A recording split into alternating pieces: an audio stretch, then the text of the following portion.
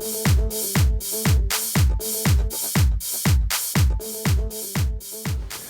this video I want to show you how to make custom decals, and you need to review some walk-around images of the plane that you want to make the decals for.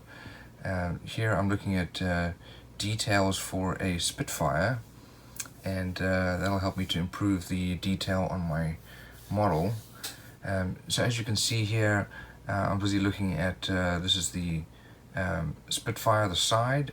Here you can see there's some lines that need to be added. On the top here of the Spitfire you can see additional detail right in front of the cockpit, some detail here on the side, and also on the tail. More on the other side of the tail you can see some of these letterings, and I'd like to recreate these. Here's some more on the tail end of the fuselage, right over that white stripe.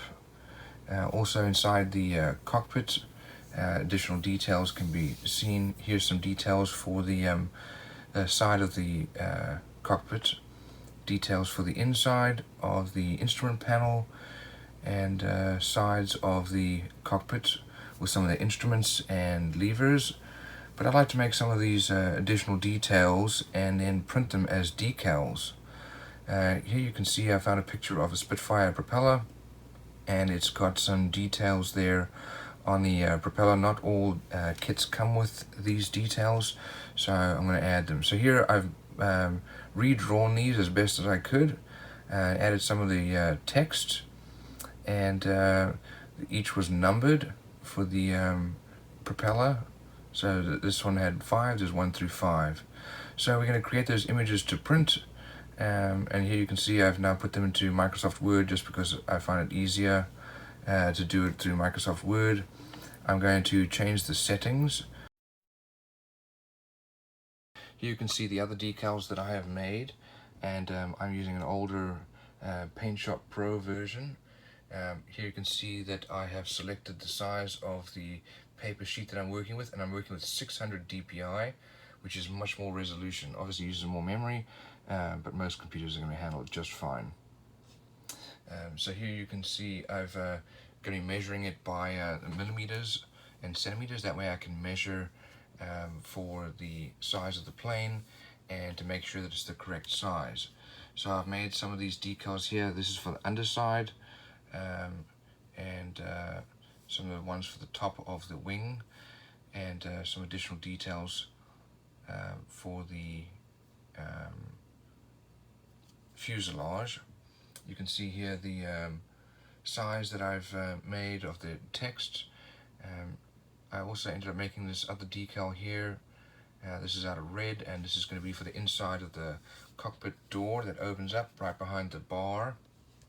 And here you can see a picture of it where I got the text from, and it is in the military stamped type of font. Now I'm adjusting my printer settings.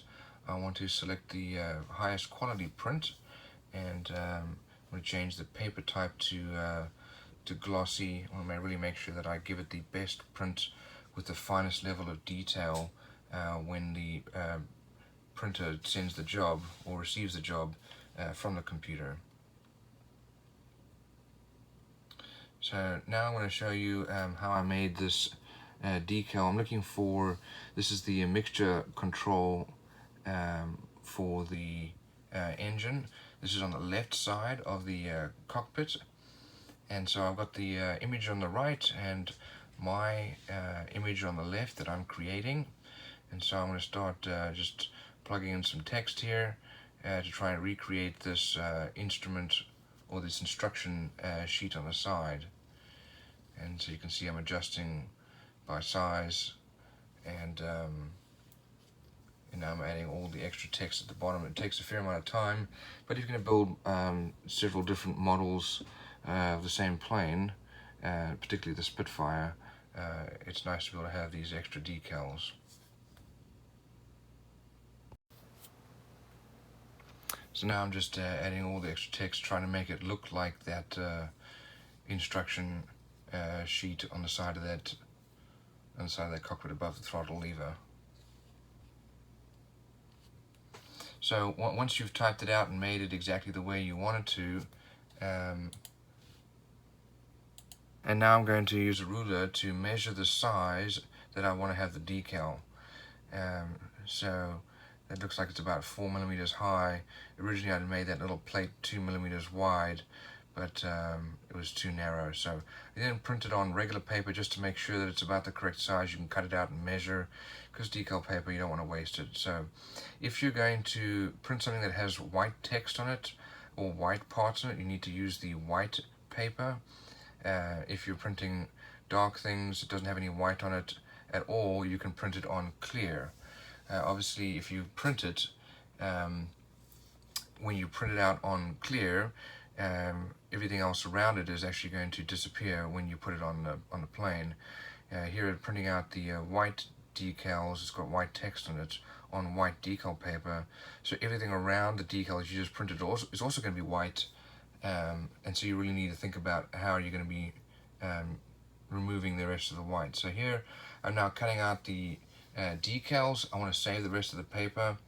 I'm now going to use Testors decal bonder spray, and I've seen a number of different options that people use to seal the decals, or at least the ink onto the decal. This was the best one that I found. I've seen people use a couple different things, but this I figured was a fairly good choice because this is what it's made for. So I'm taking off the cap, and I'm just going to give it 2 quick coats. So I give it a nice thick coat. I'm going to spray the entire decal paper, do that all together, and I do it after I've cut off the rest of the paper because I want to save that paper. So now it's spraying. It has a bit of an odor, so you need to do that where it's ventilated, and then you let it dry. Once it's dried, I then gave it a second coat, and you can see this is the other decal paper that I printed out. Now that it is dried, you can see it's got a nice shine to it. You can see where my finger was, and you can see the rest of the decals are sealed in. So now this is the white section. Like I said, if it's clear, you don't have to cut out around it, but I don't want any extra white around the edges, so I'm really cutting out the exact decal that I want, and leaving the decal, that little thing all together. You can see how the detail there printed out quite nicely, and now I'm going to soak it in some warm water, and I'm going to leave that for a few minutes. It was a little challenging getting off that little piece of paper, and but I left it for a few minutes, and then it was fairly easy to move, just like a regular decal. I also use microset and microsol. It helps to soften up the decal, and then helps to set so it really looks like it's painted on. So I probably should have put that little square next to the part that I wanted to put it on rather than on my finger. The more times you move this thing around, especially if you scratch it too hard, you definitely can scratch through the decal bonder and lose some detail there. So there it is, it's finished.